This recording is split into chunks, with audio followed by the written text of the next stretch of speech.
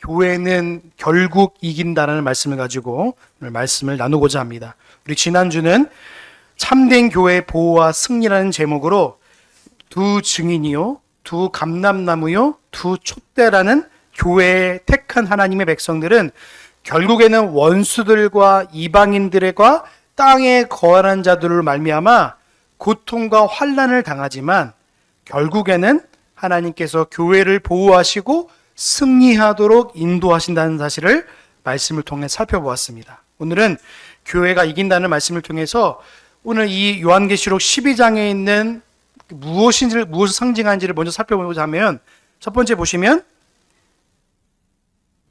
여자입니다. 여러분, 여자는 뭘 뜻하냐면 하나님의 택한 백성 교회를 뜻합니다. 그러니까 여기서 12장에 보시면 여자가 나오면 뭐라고 생각하시면 되냐면 교회라고 생각하시면 됩니다. 그리고 남자아이가 등장하는데 이 남자아이는 그리스도를 뜻합니다. 그리고 여기서 또 붉은 용 뜻하는데 붉은 용이 뭐냐면 사단을 뜻합니다. 그러니까 오늘 등장하는 인물은 사단, 교회, 그리고 그리스도입니다. 그래서 오늘 보시면 12장 1절을 보시면 이것입니다. 우리 같이 한번 읽어보겠습니다. 시작! 하늘에 큰 이적이 보이니 해를 입은 한 여자가 있는데 그 발에는 달이 있고 그 머리에는 12별이. 여기 보시면 이적이라고 보이는 이 이장은 환상을 뜻합니다. 표적이라고 말하기도 헬라어로 말씀이 있는데 이 환상에서 뭐를 뜻하고 있냐면 여자를 제가 뭐라고 말씀드렸죠? 방금 전에 교회입니다. 여러분, 교회는 하나님의 은혜를 받았는데 뭐를 입고 있다고 돼 있죠? 해를 입었다고 말하고 있어요. 여기서 해는 무엇이냐면 하나님의 영광을 뜻합니다. 여러분, 교회는요 하나님의 영광을 입은 자인 것입니다. 그리고 또 1절 후반부에 보시면 그 발 아래 달이 있다고 말하는데 이 달은 뭘 뜻하고 있냐면 승리를 뜻합니다. 그러니까 하나님의 영광을 입고 승리를 누리고 있는 게 누굽니까? 바로 교회인 거예요. 자, 보시면 또 뒤에 뭐라고 되어 있죠? 보시면 12별의 면류관을 썼더라. 여기 무슨 뜻이냐면 12는 제가 뭘 뜻하고 말씀드렸죠? 구약은 12지파, 신약은 12사도. 하나님의 택한 백성들을 뜻하고 또 별은 뭐냐면 진리를 전하는 거예요.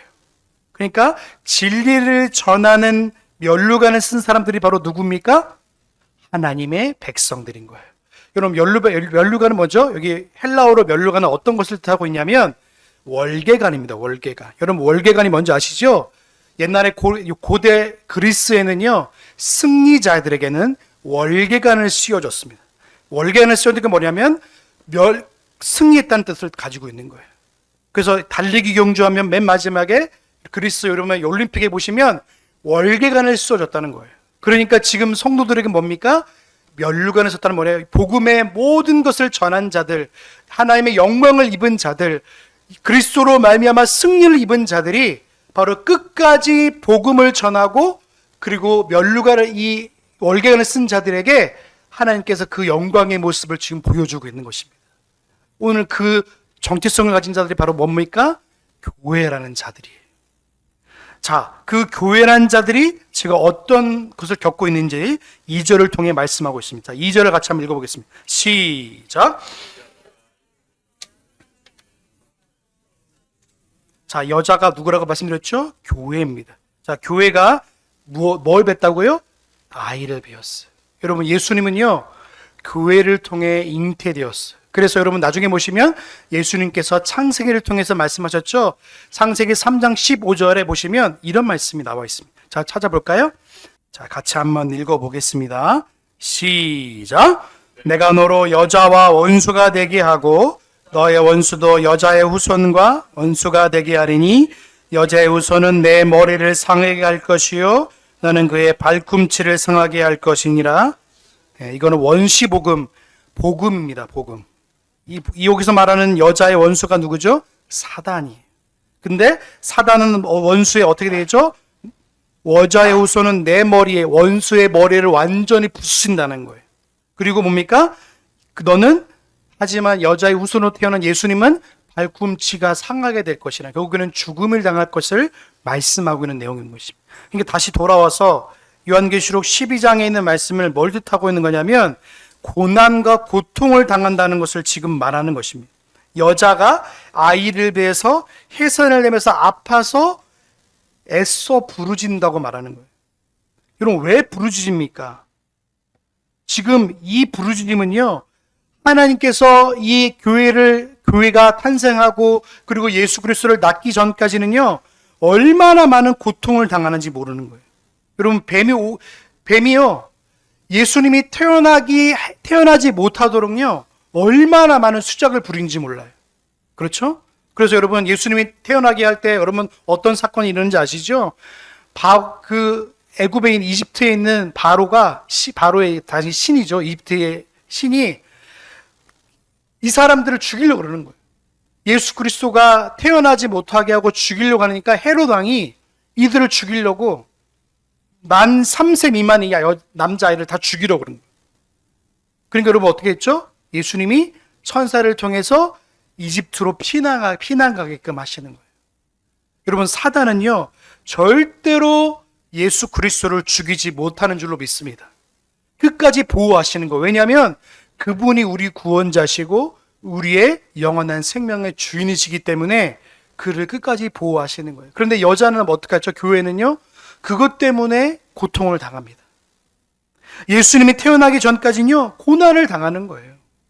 그래서 구약에 보시면요, 어떤 사건이 일어나는지 아시죠? 구약에 보면은 많은 사건들이 일어났어요. 그래서 예수님이 태어나지 못하도록 그 예수님이 자손들을요, 얼마나 고난당하고 없애버리려고 그러고 전쟁을 통해 죽이려 하는 사건들이 많이 일어납니다. 근데 그럴 때마다 하나님께서 이스라엘 백성들을 보호하시고 지키신 거예요.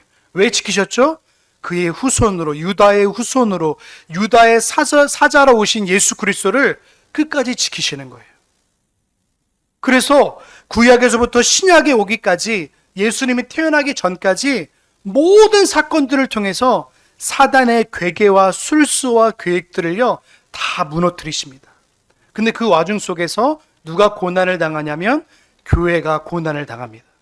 그래서 교회가 하나님 말씀 앞에 자꾸 무너지는 거예요. 지키지 못하는 거예요. 구약에 보시면 율법을 지켜야 되는데 율법을 지키지 못하는 거예요. 그러니까 그 율법을 지키려 해도 지키지 못하니까 뭡니까? 자꾸 하나님이 용서하시다가 결국에는 어디에 손에 붙이셨냐면 바벨론 손에 붙이셨어요. 그래서 바벨론에 70년 동안 포로 생활을 겪게 하신 거예요. 근데 그 속에서 하나님께서 바벨론을 들어 쓰셔서 이스라엘 백성들을 보호하셨습니다. 그래서 그 보호하심을 통해 결국에는 이스라엘 백성들이 어디로 돌아오게 하세요? 다시 유대 땅으로 돌아오게 하세요. 그 모든 과정들이 교회가 받는 핍박과 고난인 거예요. 여러분, 택한 백성들은요, 고난은 따라올 수밖에 없는 필수적인 거예요. 여러분, 예수 믿는다고 고난이 없는 게 아닙니다. 오늘 아까 예수 믿는다고 만사형통한다고 고백하고 있죠. 그 만사형통은 예수님으로 말미암아 얻는 복으로 그것을 이기는 거예요. 근데 세상 사람들은 이 복을 무슨 복으로 여기냐면 돈을 많이 벌으면 복이라고 생각해요. 그리고 내 집에 문제가 없는 게 복이라고 생각해요. 여러분, 진짜 복이 뭐냐면 예수 그리스도가 복인 줄로 믿습니다. 그가 우리의 영원한 복이에요. 근데 이걸 모르면 세상 사람들과 교회의 구분점이 자꾸 사라지는 거예요.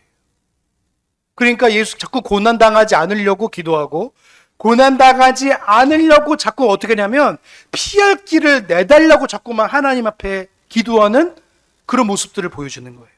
성도의 기도는요, 고난을 피하게끔 하는 기도가 아니라 고난 속에서도 하나님의 복을 찾는 것이 그리스도인 줄로 믿습니다. 이거 잘못되면요, 교회와 세상의 가치관들이 자꾸만 사라지는 거예요. 교회는 세상을 닮아가면 안 되는 것인 줄로 믿습니다. 근데 교회가 점점 어떻게 하냐면 세상을 닮아가려고 그래요. 그러니까 어떻게 합니까? 교회에 자꾸만 세상적인 것들이 자꾸 들어오는 거예요.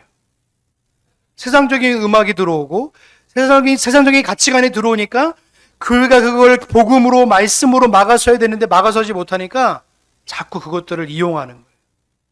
여러분, 사단은요, 아주 교묘하게 복음의 가치관과 세상의 가치관들을 교묘하게 바꾸었습니다.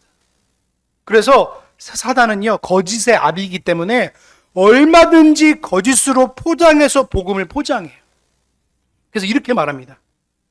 야, 교회도 세상을 닮아가지는 않지만 어느 정도는 세상에 어느 정도 이해할 정도로 세상이 이해할 정도로 이렇게 모습을 갖춰야 돼. 이렇게 거짓으로 말하는 거예요.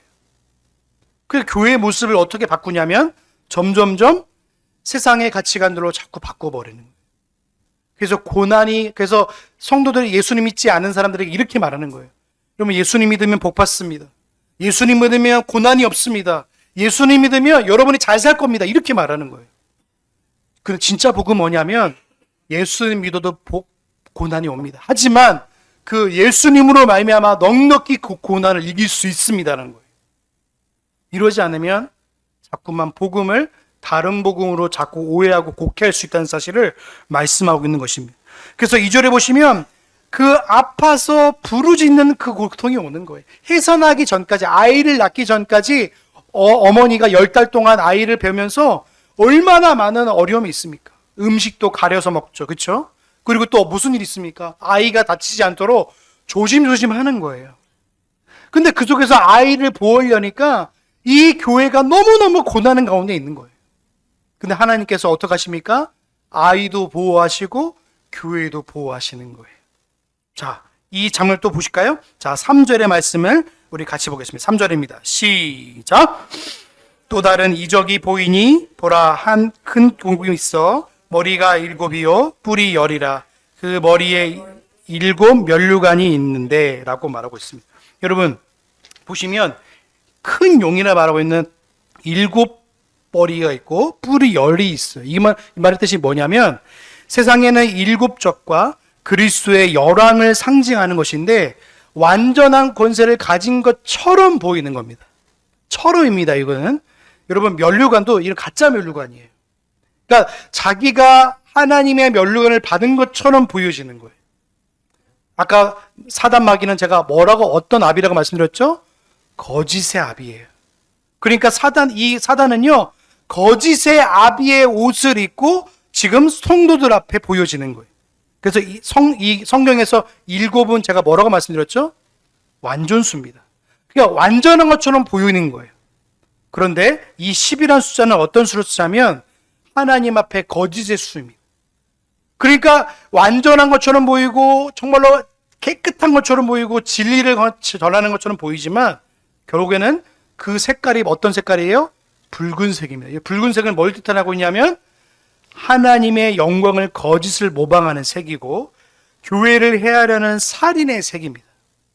그러니까 붉은 웅은요 마치 권세를 가진 것처럼 보이고 세상의 모든 것들을 다스린 것처럼 보여지지만 실제로는 교회를 핍박하고 그리스도를 죽이려는 사단의 모습을 보여주고 있는 거예요. 그래서 그 머리에 7관을 쓰고 7 면류관을 지금 쓰고 있다는 거예요. 그 면류관은 뭐죠? 거짓 면류관입니다. 우리가 쓴 면류관은 뭐죠? 하나님께서 직접 씌워주신 면류관이지만 사단이 쓴 면류관은요 자기가 쓴 면류관이에요. 그러니까 이 면류관과 예수님이 쓴 면류관은요 근본적인 차이가 있는 거예요. 여러분 세상의 면류관은요 점점점 계단식의 면류관입니다. 그래서 계급주의로 가는 거예요. 여러분 성도들은요 절대 계급주의로 가면 안 됩니다. 그게 명예주의예요. 명예주의. 교회에서 장로들을 급을 세우는 것은요 굉장히 위험한 시도예요. 그래서 은퇴 장로, 무슨 장로. 그리고 목사들도 급을 나눠가지고 담임 목사, 부목사 뭐 이렇게 나누는 거예요. 이거는요 로마 카톨릭이 세워진 그런 모습들이에요. 로마 카톨릭은요 철저하게 계급주의입니다. 그래서 교황부터 시작해서 추기경부터 시작해서 주교부터 해서 그 모든 것이 다 계급이 있어요. 그 계급주의예요. 계급주의. 그래서 근데 그 계급주의가 교회로 들어와서 장로가 안수집사보다 위에 있는 것처럼 말하고 안수집사 밑에 집사가 있는 것처럼 보이고 권사 밑에 여자 집사 있는 것처럼 보여지는 거예요. 이거는 철저하게 계급주의입니다. 교회는요 철저하게 섬김의 자리를 가르치셨지 계급주의로 가르치지 않았어요. 그러니까 교회에서 뭘 가르치냐면 장로가 되면 돈 내라는 거예요. 왜요? 계급을 받았으니까. 여러분 교회에서 직분은요 절대로 그렇게 하시면 안 되는 거예요. 교회에서 직분은 뭡니까? 교회를 세우고 성도를 섬기기 위한 직분으로 주신 것이지 절대로 자기를 드러내기 위해서 주신 직분이 아니에요. 근데 오늘날 교회가 이거를 계급화하다 보니까 어떻게 됩니까? 나 이 정도 됐으니까 꺼드럭거리는 거예요, 교회에서. 나 이 정도 됐으니까 이렇게 돼, 이렇게 할 거야. 이러면 문제가 생기는 겁니다. 그런데 오늘날 이런 모습들이 사단이 좋아하는 모습이에요. 사단은 철저하게 자기의 멸관을 가지고 세상 사람들과 더불어서 심지어는 성도들에게까지 그런 영향을 미치는 거예요. 그래서 너 출세하려면은 뭐 이렇게 해야 돼. 저렇게 해야 돼. 여러분, 우리의 영광은 하나님의 영광에 그걸 따라가는 것이 성도의 가장 큰 영광인 줄로 믿습니다. 세상의 영광은 뭐죠? 자리가 올라가는 거예요. 클래스가 달라지는 거예요. 그래서 아파트 평수와 내 직급과 내 상황이 변해지면 그것이 성공이라 말하는데 교회와 세상에 말하는 성공이 달라야 돼요. 예수님 믿는 사람의 성공은 다른 겁니다. 예수님이 말하는 복과 세상에서 말하는 복이 철저하게 구분되지 않으면 세상에서 말하는 복을 교회에서 말하는 거예요. 그래서 교회에서 제가 너무나 안타까운 게 뭐냐면 제가 예전에 있던 송도에 있던 교회에 제가 잠깐 사역을 했는데 송도에서 오신 분이 제가 너무 안타까운 게 뭐냐면 그 목사님은 이렇게 가르쳤어요. 돈을 많이 벌면 여러분 복 받은 거라고 가르쳤어요. 그러니까 에르메스 백 들고 오는 거예요, 성도들이. 에르메스 백 2천만 원, 3천만 원 백 들고 와요. 그러면 그를 부러워하는 성도들, 그 간석동에 있는 연약한 성도들이 그걸 볼 때마다 시험이 오는 거예요. 아, 나는 저 백 못 가지니까 나는 하나님 복을 못 가졌다는 거. 이게 바로 세상에서 말하는 복과 교회에서 말하는 복을 구분하지 못하는 겁니다. 여러분, 주님 말하는 복은 다른 거예요. 심령이 가난한 자가 복이 있는 것이고 의를 위해서 핍박을 당하는 것이 복이 있는 것이고 천국을 바라는 것이 바로 복이 있는 거예요 라고 말하고 있어요, 예수님이. 근데 이 복을 저같이 내버려치고 사단이 말하고 있는 그 면류관, 자기가 쓰고 있는 거짓 면류관을 마치 바라보라고 말하는 것과 똑같은 거예요.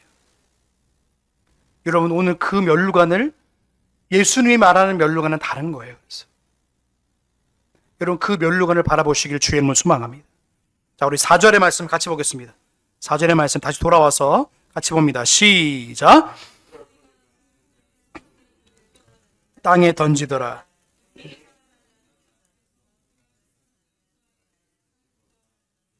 아멘. 여러분 보시면 지금 일곱 면류관을 쓰고 있는 이 붉은 용이 무슨 짓을 하고 있냐면 그 꼬리를 통해서 뭐라고 했냐면 하늘의 별 3분의 1을 끌어다가 땅에 던진다고 말하고 있습니다.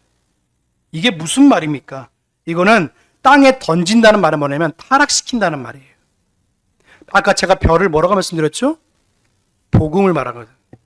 복음을 타락시키는 거예요. 사단이 제일 하고 싶은 일이 뭘까요? 교회를 무너뜨리려면 말씀을 전하는 목사와 더불어서 말씀을 변질시키는 것이 그들에게 가장 좋은 도구예요. 그래서 꼬리는 뭐냐면 거짓말을 상징합니다. 그러니까 뭘 말해요? 꼬리가 거짓말로 하늘의 별 3분의 1을 끌어다가 땅에 던져서 타락시키는 겁니다. 교회로 말미암아 다른 길을 걷게 하는 거예요. 진리가 진리로서의 가치를 잃어버리게 만드는 겁니다. 그리고 희석시키는 거예요.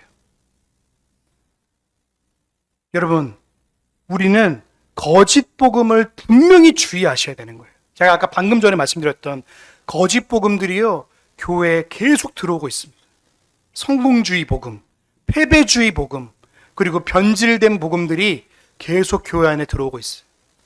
이거를 우리가 지키고 사수하는 것이 교회의 분명한 임무인데도 이거를 어떤 것으로 자꾸 희석시키려고 하냐면 교회 사람들을 많이 불러오려고 그러면 이거를 자꾸만 교회 문을 넓히려면 이 복음을 어느 정도는 타협하고 자꾸만 이렇게 해야 된다는 거예요. 그래서 여러분, 타협하는 순간 어떻게 되냐면 복음이 훼손됩니다. 다른 복음이 되는 거예요. 다른 복음이 되면 사람을 기쁘게 하기 시작합니다. 여러분, 세상 사람들이 좋아하고 그러면 교회가 부흥하고 좋아하는 게 아니에요. 그래서 저는요, 진짜 부흥은 성도 한 사람 한 사람이 예수 그리스도의 복음대로 살아가는 것이 진짜 복음이에요. 복음은 나를 부인시켜요. 내가 나 된 것을 예수 그리스도의 십자가 앞에 내가 놓는 것이고 나를 부인하게 되는 거예요. 여러분이 부인되지 않으면 예수님의 복음이 바르게 선포되지 못하고 전해지지 못하게 되는 거예요. 복음은 여러분을 부인시켜서 여러분의 십자가를 지고 예수 그리스도를 따라가게 만드는 것이 복음이지, 여러분을 흥무시켜서 여러분의 의의를 작동시켜가지고 무엇인가 열심히 의의로 뭔가를 하면 그것이 마치 보상으로 따라오게 만드는 것은 잘못된 복음입니다. 이 복음들을 교회에서 가르치고 있어요. 그래서 어떻게 합니까? 열심을 내게 합니다. 그래서 복음에 열심을 내게 하고 마치 그것을 포장하는 거예요. 예수님의 복음을 전하는 것은 정말로 복된 일인데 이 복음을 전함을 통해서 내가 뭔가 부수적으로 나에게 떨어지겠다고 믿게 하는 거예요. 여러분, 예수님의 복음을 전한다고 해서 여러분의 삶이 잘 된다고 성경은 가르치지 않아요. 오히려 고난을 당한다고 가르치지 여러분의 삶이 잘 된다고 절대 가르치지 않아요. 이거는 다 목사들이 잘못 가르치는 겁니다. 정말 죄송합니다. 한국교회가 이런 것들을 자꾸만 복음의 가치를 자꾸 훼손시키니까 거짓 복음이 나오게 되는 거예요. 그러니까 사단이 이걸 요구하는 거예요. 거짓되게 꼬리로 그거를 가르치는 거예요. 그러니까 4절 후반부에 보면 이렇게 됩니다. 여자 앞에서 그가 해산하면 그 아이를 삼키고자 그 앞에 기다리고 있는 거예요. 예수님이 교회에서 태어나게 그 자손들을 통해서 태어난 걸 기다리고 있는 거예요. 이미 알고 있는 거예요, 사단은. 예수님이 자기의 머리를 부술 것을 알고 있는 거예요. 근데 이기지 못하는 걸 알고 있어요. 근데 그래서 발악을 하는 겁니다. 예수님을 죽이려고. 그 시도를 매번 했습니다. 예수님을 죽이려고. 그래서 예수님을 어떻게 했죠? 결국에는 죽인 것처럼 보였어요. 어떻게 했죠? 십자가에 매달아 죽였습니다. 유대인들의 마음에 들어가서, 대제사장의 마음에 들어가서, 유다의 마음에 들어가서 예수님을 죽이려. 바라바를 살리고 예수를 죽여라. 근데 사단이 성공하처럼 보였어요. 근데 어떻게 하죠? 예수님이 부활하셨어요. 우리가 믿는 복음은 예수님이 죽는 것이 그게 복음이 아니라 예수님께서 죽으셔서 3일 만에 부활한 것이 진짜 복음인 줄로 믿습니다. 사단은 그걸 계산하지 못한 거예요. 예수님을 죽이면 끝난 줄 알고 있었던 거예요. 근데 예수님을 죽이니까 내가 승리했어.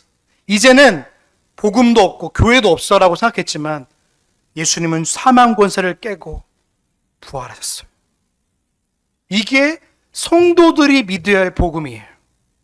우리는 예수님을 따라서 죽지만 결국에는 부활하고 영원한 생명에 들어갈 줄로 믿습니다. 우리는 그걸 믿는 거예요. 근데 사단은 끝까지 이걸 괴롭히는 거예요. 죽음을 가지고 우리에게 장난치라는 거예요. 자, 5절 말씀 같이 봅니다. 5절입니다. 같이 봅니다. 시작!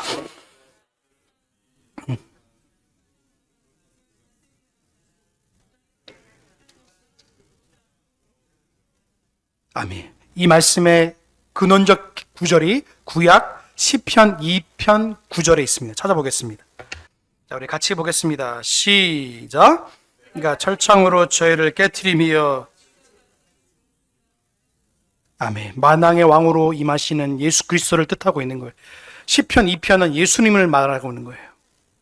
시편 2편은 만왕의 왕에게 임하신 예수 그리스도를 말하고 있는데 철창을 부수시는 우리 그리스도를 말하고 있는 거예요. 그러니까 오늘 다시 본문으로 돌아오면 철창을 깨트리는 분이 누구라고 우리가 짐작할 수 있습니까? 예수 그리스도를 말하고 있는 거예요. 그래서 철창으로 말미암아 만국을 다스릴 남자라, 그 아이를 하나님과 그 보좌 앞으로 올라가더라. 그래서 예수님을 십자가의 죽음을 당하게 하시고 그리고 어떻게 합니까? 하늘 보좌 위에 올리신 겁니다. 그걸 지금 말하고 있는 거예요. 여기에는 복음이 담겨져 있어. 그래서 요한계시록은 영광의 복음이에요. 그래서 우리에게. 그래서 여자가 아들을 낳으니까 사단이 그 아이를 삼키고자 기다리고 있는데 이기지 못하고 그 하늘로 데리러 올라가신 거예요. 예수 그리스도를.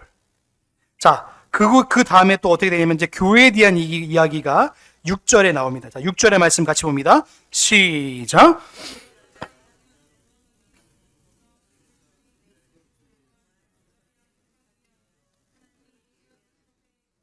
아멘. 자, 보시면 여자가 광야로 도망간다고 해요. 이번 여자가 뭐라고 말씀드렸죠?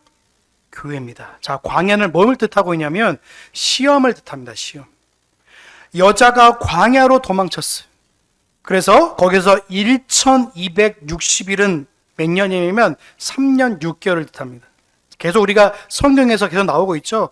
3년 6개월은 어떤 기간을 뜻하는 거예요. 이거는 교회가 겪는 고난의 시간을 뜻하는 거예요. 3년 6개월 동안. 그래서 이 고난의 시간 동안 광야에서 기검을 타는데 거기서 어떻게 합니까? 양육을 위하여 하나님의 예비한 곳이 있더라. 여러분, 광야 가운데의 구약 시대를 보시면 하나님이 이스라엘 백성들을 어떻게 양육하셨죠? 밤에는 뭘로 지키셨죠? 구름 기둥으로. 밤에는 불 기둥으로. 여러분, 광야는 사막이잖아요. 사막은요, 영상 영하가 60도 왔다 갔다 합니다. 여러분, 이건 쉽지 않아요. 그냥 패딩을 입고 있어도 여러분 20도에도 막 덜덜 추운데 60도와 넘나드는 그 시간 속에서 하나님 어떻게 지키셨냐면 하나님 밤에는 불기둥으로 낮에는 구름기둥으로 추위를 막아주시고 더위를 막아주신 거예요. 그걸 그렇게 광야 가운데 하나님이 그들을 지키시는 거예요. 오늘 이 모든 이 사단의 공격 앞에서 사단이 아이를 죽이고 교회를 핍박하는 것 가운데서도 성도들을 지키시는 거예요. 여러분, 세상은 광야 같습니다. 먹을 물이 있는 것처럼 보여도 먹을 물이 없어요. 여러분, 광야, 사막을 우리는 사막을 매번 체험하는 사람들이에요. 사막에 가보시면요, 신기루 같은 게 보입니다. 그래서 저기 물 같은 게 보여요. 아지랑이 같은 게 막 올라오면 물처럼 보여요. 그래서 가보면 물이 없어요. 근데 세상은 똑같습니다. 물처럼 보인 것처럼 보여져요. 근데 잡으면 신기루 같은 거예요. 그 물이 없어요. 물을 먹어도 물이 아닌 것. 그게 우리가 가야 할 영원한 생명수 되신 예수 그리스도를 맛보지 못한 사람들은요, 물을 찾아 헤매는 사람과 같은 거예요. 여러분, 오아시스는요, 사막에 있어요. 그게 뭡니까? 예수 그리스도예요. 우리 믿는 자에게 영원한 생명수는요, 예수님밖에 없는 거예요. 그래서 여러분, 혼인잔치였던 그 모든 사람들에게 예수님이 분명히 말씀하고 싶은 게 뭐냐면 기적을 보여주시기 위해서 물을 포도주로 바꾸신 게 아니에요. 첫 번째 이적을 가나 혼인잔치에 베푸시면서 그걸 보통 뭘 말씀하시고 싶냐면 나는 모든 만물을 창조한 하나님이야 라는 사실을 말씀하고 싶으신 거예요. 그래서 물을 포도주로 어떻게 바꿉니까? 그걸 통해서 나 영원한 너의 생명의 주인이라는 사실을 그들에게 말씀하시면서 사역을 시작하시는 거예요. 세상 사람들은 끝까지 물을 찾지만 물을 찾을 수 없는 거 똑같은 겁니다. 물을 먹어보지만 목말라요. 뭔가 기회를 찾는 것처럼 보여지지만 기회를 잃어버린 것 같아요. 여러분, 한국 사람들은 샤머니즘이 얼마나 강한지 몰라요. 우리 민족 근성이 그래요. 그래서 드라마를 보면요, 드라마 그 밑바탕에 뭐가 들어가 있냐면 다 샤머니즘이 들어가 있어요. 조금만 하면 굿장면이 나와요. 조금만 하면 무당을 찾아가고요. 조금만 하면 뭔가 부적을 쓰고요. 이게 마치 뭔가 만명 통치한 것처럼. 근데 우리는요, 미신 속에서도 뭘 발견해야 되냐면 뭘 하나님과 의지할 것을 자꾸 발견하는 거예요. 하나님은요, 우리 인간 속에서요, 종교의 씨앗들을 다 심어 놓으셨어요.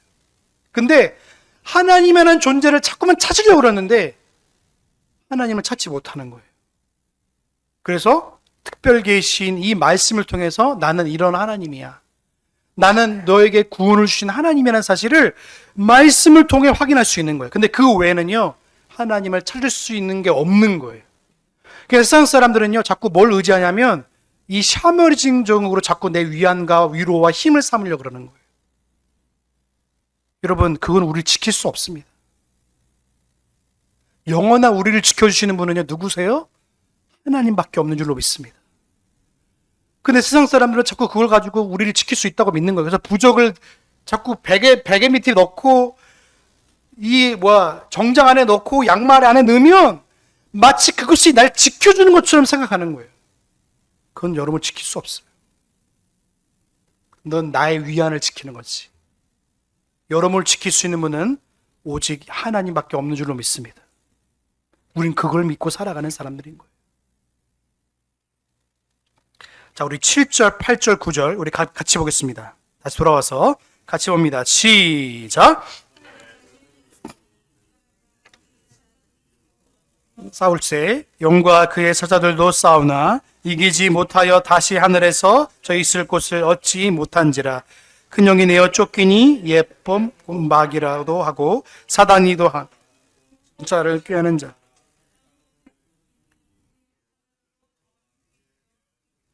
아멘. 이건 창세전에 있었던 일을 말씀하고 있는 거예요. 사도 요한에게 지금 창세전에 무슨 일이 있었는지를 지금 보여주고 있는 거예요. 하나의 전쟁인데 미가엘과 전쟁이 일어났는데 싸우는데 그 사자들도 싸우는데 어떻게 하면 이기지 못하는 겁니다. 왜냐요? 하나님과 사단은요 절대 전쟁하면요 이기지 못해요. 하나님만이 이기시는 분이에요. 사단은 절대 이길 수 없어요. 그러니까 이기지 못하니까 자기의 자리를 차지하려고 이기지 못하니까 사단이 어디로 내쫓깁니까? 땅으로 내어 쫓기는 거예요. 땅으로 내어 쫓기니까 무슨 일 합니까? 이제 내가 택한 하나님의 백성들을 미혹하고 넘어뜨리고 쓰러뜨리는 일에 자기의 모든 평생의 일을 힘을 쏟기 시작하는 거예요. 그래서 처음부터 뭡니까? 사단이 와서 창세기가 시작되어지는 거예요. 속이기 시작합니다. 하나님 말씀을 속입니다. 그래서 어떻게 속이는지 여러분 보시면 있습니다. 창세기 말씀 찾아보겠습니다. 창세기입니다. 창세기 3장 1절에서 6절까지 우리 같이 보겠습니다. 자, 우리 같이 한번 읽어보겠습니다. 시작. 와 하나님의 지으신 들짐승 중 뱀이 가장 강교하더라. 이미 여자에게 물어 가로되 하나님이 참으로 너희더러 동산 모든 나무의 실과를 먹지 말라 하시더냐. 여자가 뱀에게 말하되 동산 나무의 실과를 우기 먹을 수 있으나 동산 중앙에 있는 나무 실과는 하나님 말씀에 너희는 먹지도 말고 만지지도 말라 너희가 죽을까 하노라 하셨느니라. 뱀이 여자에게 이르되 너희가 결코 죽지 아니하리라. 너희가 그것을 먹는 날에는 너희 눈이 밝아 하나님 같이 되어 선하게 알게 하는 줄을 하나님이 아심이라. 여자가 그 나무를 본즉 먹음직도 하고 보암직도 하고 지혜롭게 아까만큼 탕스럽게 한 나무인지라. 여자가 그 실과를 따먹고 자기와 함께한 남편에게도 주매 그도. 여러분, 이게 바로 사단의 거짓말입니다. 하나님과 같이 될 수 있다고 하나님과 같이 될 수 있다는 건요, 이건 얼마나 교만한지 이거는 사단의 생각이자 죄악의 생각이에요. 하나님같이 될 수 있는 사람은 아무도 없습니다. 근데 사단은요, 이거를 하와에게 심겨줘요. 하나님처럼 될 수 있다고. 이걸 먹으면 눈이 밝아져서 하나님같이 될 수 있다. 그때부터 하와의 눈이 달라지기 시작해요. 하나님같이 될 수 있다고. 이게 가장 인간에게 있어서도 그렇고 죄악의 근본입니다. 하나님과 같이 될 수 있는 사람은 아무도 없습니다. 하나님과 같이 되려다가 결국엔 어떻게 됐죠? 결국에는 하나님을 잃어버리는 순간이 왔어요. 우리는 하나님을 모시는 자이지 하나님과 같이 되려 하면 안 돼요. 하나님을 닮아가는 자이지 하나님과 같이 되려는 자가 아닌 거예요. 그래서 사단은 이걸로 말미암아 우리를 계속 요구하고 죄악을 요구하는 거예요. 거짓말하고 우리에게 자꾸 좌소하고 거짓말을 하는 거예요. 우리에게 자꾸 그렇게 하니까 하나님께서 우리에게 자꾸 그것들을 벗어나게끔, 그것들을 우리에게 위로하게끔, 소망을 가지게끔 하나님의 말씀을 통해서 그게 아니라고 말씀하시는 거예요.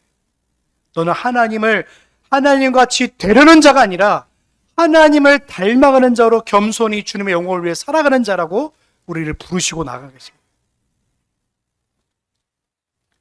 여러분, 주님을 닮아가는, 저와 여러분 되시길 주님의 이름을 소망합니다. 자, 우리 말씀 또 읽겠습니다. 우리 10절부터 12절까지입니다. 우리 같이 봅니다. 시작. 내가 또 들으니 하늘에 큰 음성이 있어 가로되 이제 우리 하나님의 구원과 능력과 나라와 또 그의 그리스도의 권세가 이루었으니 우리 형제들을 창수하던 자 곧 우리 하나님 앞에서 밤낮 참선하는 자가 쫓겨났고 또 여러 형제가 어린 양의 피와 자기의 증거하는 말을 인하여 저가 이겼으니 그들은 죽기까지 자기 생명을 아끼지 아니하였도다. 그러므로 하늘과 그 가운데 거하는 자들은 즐거워하라. 그러나 땅과 바다는 다 화있을진저 이는 마귀가 자기 때가 얼마 못된 줄을 알고 크게 분내어 너희에게 내려갔으며. 아멘. 자, 하나님 말씀하십니다. 우리 하나님의 구원과 능력과 나라와 또 그리스도의 권세가 이루어졌다고 말하는 거예요. 이거는 심판의 모든 것이 이루어짐을 지금 말씀하고 있는 거예요. 그래서 형제들을 참수하고 정죄하던 사단의 모든 권세가 맞춰졌음을 지금 말하고 있는 거예요.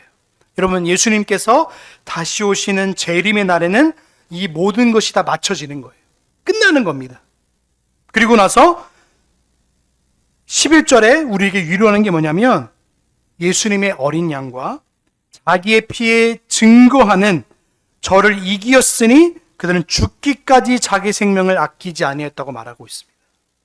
여러분, 예수님의 복음을 전하다가 죽어갔던 사람들이요 얼마나 많은지 몰라요. 초대교회 성도들은요 죽음을 이겼던 사람들이었어요. 한마디로 요약하자면 죽음을 이겼던 사람들, 죽음을 두려워하지 않았던 사람들. 우리는 죽음을 두려워하는 사람들이 아니라 죽음을 이긴 자가 바로 성도인 줄로 믿습니다. 죽음을 이미 극복한 사람들이 성도예요. 세상 사람들은 죽음을 극복하지 못한 사람들입니다. 그러니까 죽지 않으려고 발부둥을 치는 거예요. 그러니까 죽지 않으려고 자꾸 몸에다 뭘 하는 거예요. 미국의 유명한 부자가 AI 기업의 한 스타트업 사람이 있었는데 그 사람은 지금도 자기 몸을 위해서 운동하고 식이요법하고 약 먹고 자기 신체 나이를 낮추는데 지금 자기 온 재산을 쓰고 있습니다. 근데 그러고도 죽을까요? 안 죽을까요? 결국엔 죽습니다. 진시황제도 자기가 불로불사하고 죽지 않으려고 온 세계 열방에 자기 가신들을 보내서 영생 불사하는 약을 구하려고 시켰어요. 찾았나요? 못 찾습니다. 세상 사람들은요 죽지 않으려고 발부둥 쳐요. 그래서 죽지 않으려고 하기 때문에 현생에서 무엇인가 영원한 것을 구하려고 사는 거예요. 좋은 것을 그래서 맛보려고 하는 거예요. 근데 우리는 이미 죽음을 극복했기 때문에 부활의 영광을 입은 자이기 때문에 죽음은 우리에게 뭡니까? 거쳐가는 한 수단인 거지 두려워할 수단이 아닌 거예요. 여러분, 죽음을 두려워하는 것은요 세상 사람들이에요. 세상 사람들. 우리는 죽음을 두려워하는 자들이 아니에요. 진짜 성도는요 죽음 앞에 담대한 사람들이에요. 그러니까 어떻게 말합니까? 나 죽여라 라고 말할 수 있는 게 바로 초대교회 성도들이었고, 근데 오늘날 이 죽음을 그리스도인들이 가르치지 않으니까 어떡합니까? 자꾸 죽음을 두려워하는 거예요. 교회에서 종말론을 가르치지 않으니까 어떤 종말론을 시한부 종말론에 자꾸 빠지는 거예요. 여러분, 이단들이 말하는 건 시한부 종말론이에요. 그래서 요한계시록 해석할 때 맨날 몇 초에 자꾸 종말이 온다고 가르치니까 성도들이 두려우니까 온 재산 바치고 난리 나는 거예요. 우리는 이미 죽음을 극복한 사람들이에요. 그래서 여러분의 개인적 종말이 언제 오든 간에 어서 오시옵소서라고 말할 수 있는 사람들이에요. 근데 세상 사람들은 조금 덜리 했으면 좋겠다는 거예요. 좀 멀리, 좀 더 오래 살고 싶다는 거예요. 여러분들의 종말이 언제 오든 간에 상관없습니다. 그 죽음은 거쳐가는 수단인 거예요. 하나님 나라에 가기 위한.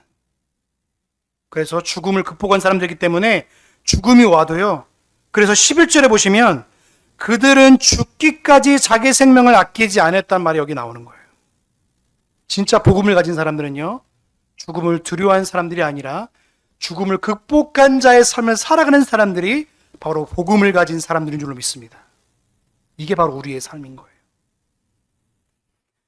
자, 12절에 보시면 또 뭐가 되어 있습니까? 하늘에 거하는 자들로 즐거워하라. 왜 즐거워하죠? 예수님께서 모든 것을 다 종결시키시고 마무리하셨기 때문에 그것으로 말미암아 기뻐하는 사람들인 거예요. 근데 마귀가 어떡합니까? 자기가 이제 시간이 얼마 남지 않으니까 발악을 하기 시작합니다. 그래서 어떡합니까? 성도들을 개개인으로 가기 시작해요. 이 예전에는 교회를 이제 교회의 유기적인 보여지는 교회를 공격했다면 이제는 성도들 한 사람 한 사람을 공격하기 시작합니다. 그 내용이 오늘 13절부터 17절의 내용이 나와 있습니다. 자, 같이 17절부터 17절까지 같이 읽겠습니다. 시작. 꽃을 보고 남자를 낳은 여자를 핍박하는지라. 그 여자가 큰 독수리 날개를 받아 광야 자기 곳으로 날아가 거기서 그 뱀의 낫을 피하여 한 때와 두 때와 반 때를 영육받음에 여자의 뒤에서 뱀이 그 입으로 물을 강같이 토하여 여자를 물에 떠내려 가게 하되 땅이 여자를 도와 그 입을 벌려 용의 입에서 토한 강물을 삼키니 용이 여자에게 분노하여 돌아가서 그 여자의 남은 자손 곧 하나님의 계명을 지키며 증거를 가진 자들로 더불어 싸우려고 바다 모래 위에 이제 본격적인 싸움이 시작되는 내용입니다. 어떻게 하죠? 이제 자기 땅에 내어 쫓김을 알고 나서부터 이제 남자를 낳은 교회를 핍박하기 시작합니다. 그 핍박하는 내용이 지금 나와 있는데 그 핍박을 감을 동시에 여자가 어떤 은혜를 입게 되냐면 하나님께서 독수리 날개로 하나님 광야로 그를 보호하고 계시는 거예요. 여러분, 독수리는요 하나님의 인도하심을 가리킵니다. 자, 출애굽기 19장 4절에 이렇게 되어 있습니다. 자, 말씀 찾아볼까요? 자, 우리 같이 한번 읽겠습니다. 시작. 어떻게 행하였음과 독수리 날개로 너희를 업어 내게로 인도하였음을. 아멘. 한 절 더 볼게요.